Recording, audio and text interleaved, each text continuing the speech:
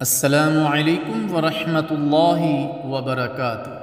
الحمدللہ وکفا والصلاة والسلام علی عبادہ الذین اصطفیٰ، اما بعد۔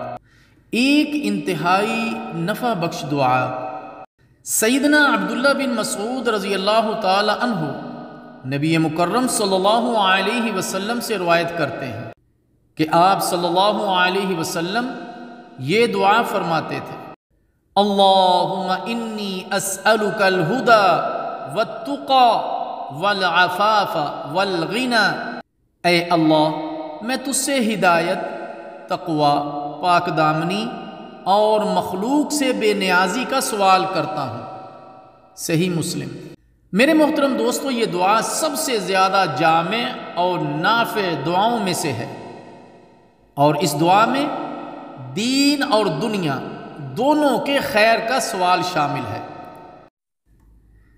اسی طرح میرے محترم دوستو، یہ دعا اللہ تعالیٰ سے کئی طرح کے شرور سے حفاظت کا سوال ہے: ہدایت گمراہی سے، تقوی گناہ سے، عفاف و عفت غیر شریفانہ عادتوں اور بے حیائی سے، غنائے قلب طمع اور بخل سے، اور غنائے ظاہری دنیاوی ضروریات کے لیے کسی کے سامنے دستے سوال دراز کرنے سے حفاظت کا باعث ہے۔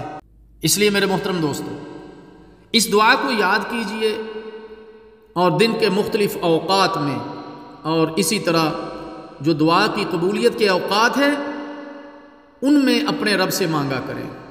اذان اور اقامت کے درمیان دعا قبول ہوتی ہے، رات کے پچھلے پہر میں دعا قبول ہوتی ہے، سفر میں دعا قبول ہوتی ہے، بارش کے نزول کے وقت دعا قبول ہوتی ہے، اور بھی جو اوقات احادیث میں دعا کی قبولیت کے آئے ہیں ان میں اور دعاؤں کی طرح اس کو بھی اپنے رب سے مانگا کریں۔